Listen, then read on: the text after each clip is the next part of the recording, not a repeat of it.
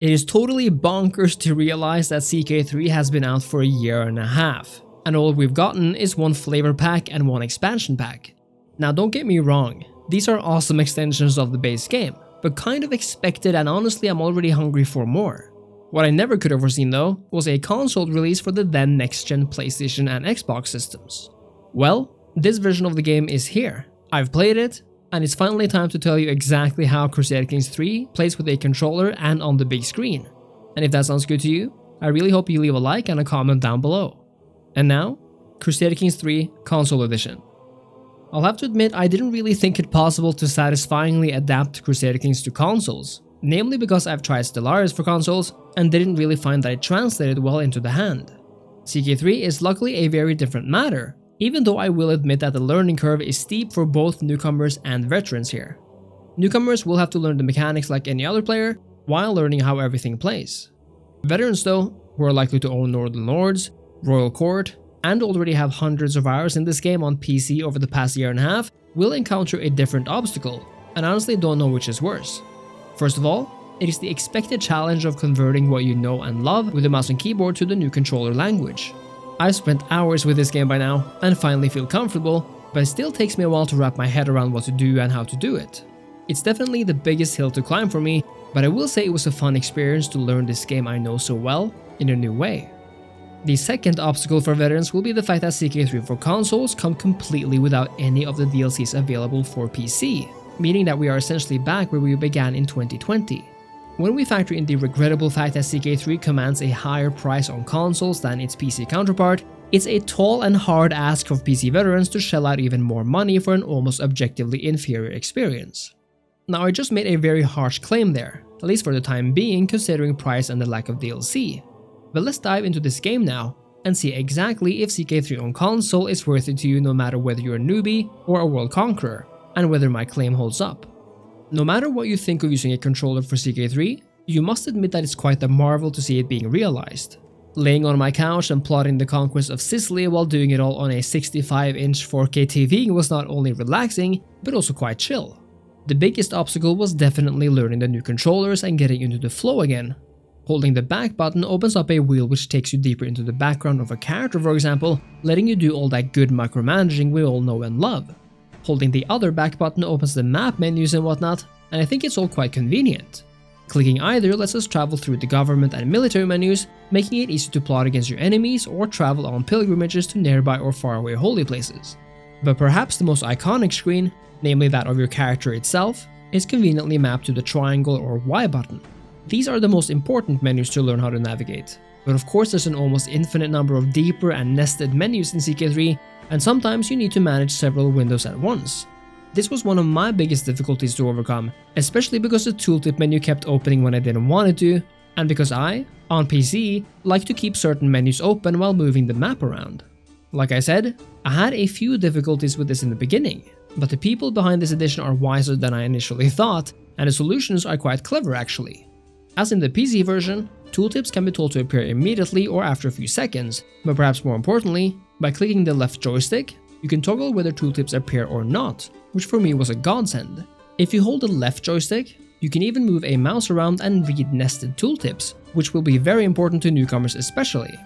Equally important and perhaps more mind-blowing was the fact that if several menus are open at once and you still wish to move the map around, it's possible to move the right joystick from left to right depending on where the focus is, allowing you to manage several windows at once.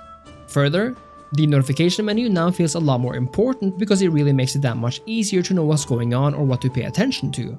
The console version even lets you automate how your armies are managed while rallied, even though I personally prefer to manually control them even now. I love how these systems work, and think that once you've had the controllers smashed into your muscle memory, you'll come to really love them too. I said in the beginning that I never expected CK3 to come to consoles, and even though I never could have foreseen it, I always thought the menus and UI felt more console-like than ever, especially when comparing it to the way things looked in CK2. This is also why I preferred the UI in CK2 to this day because it feels more PC-oriented, but when it comes to consoles, CK3 feels surprisingly enjoyable. It still takes me a while to do things I would do much faster on PC, but it's exciting to relearn old tricks and to figure out how to work everything. One of the best parts of the CK3 console experience, at least on PS5, is that everything actually runs at a seemingly perfect 60 frames per second.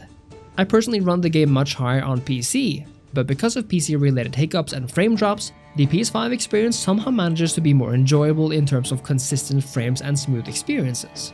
This is not only crucial for a game like this to work on the big screen, but I'm really happy that they managed to make it run this well and look this good. The Stellaris experience in comparison is unplayable, which is also why I never really played it for more than a good 15 minutes. As a console title, CK3 plays and runs surprisingly well then, but what about the gameplay experience itself? Does the vanilla game hold up in 2022? Well, let me tell you about my experience. I began playing in 1066 as King Harald Hardråde of Norway, as one does since he's awesome. But because there's no Northern Lords flavor pack, I was quickly disappointed to not find any Norse flavors such as backgrounds, mechanics, and not even music. Seeing as that makes playing as a Northern Lord that much better, I quickly ended that campaign and began the new one. I've never liked the more anonymous music in CK3, so I actually put on the CK2 soundtrack through the PS5 Spotify app, began a campaign as a Duke of Apulia in southern Italy, and continued on to actually have a blast. Despite no Royal Court DLC, the basics of CK3 holds up quite well, all the more so on consoles because the learning experience demands a lot from you to begin with. I decided early to attempt to consolidate Sicily and the Napoli area, and even though it took time, I eventually managed to do so.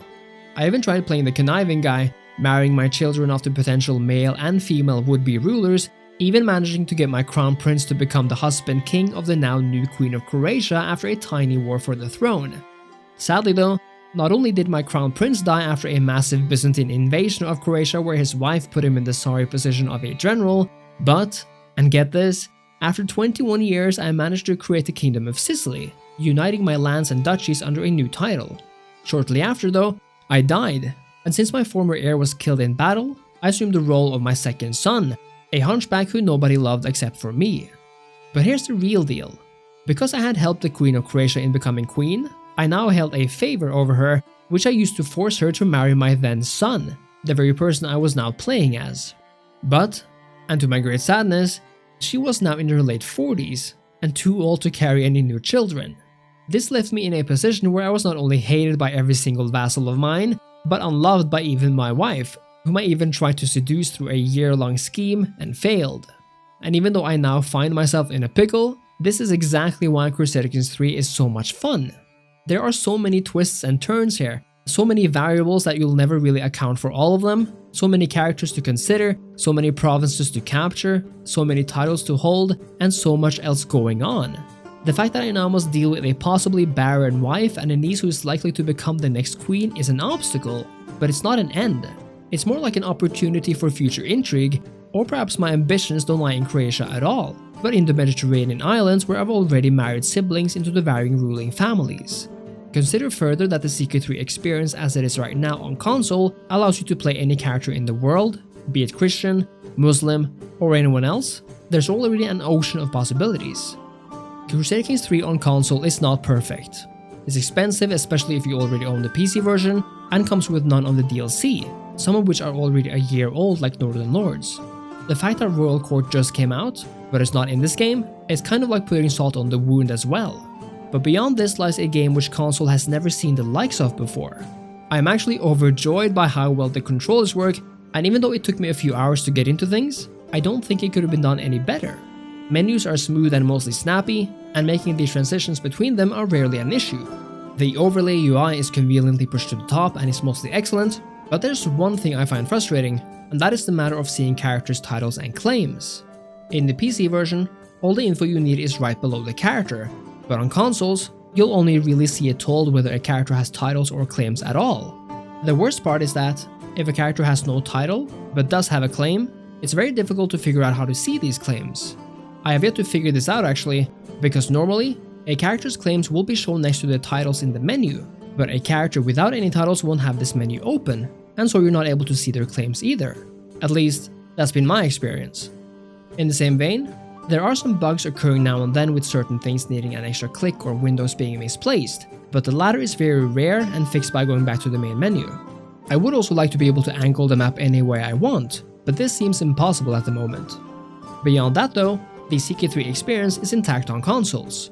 The game runs incredibly well and mostly without a hitch of any kind, and even though the learning process will be rather lengthy for new and old players alike, and despite not being the optimal way to play CK3, it's definitely worth it for the sheer awesome experience of playing one of the best modern strategy games ever made on the big screen.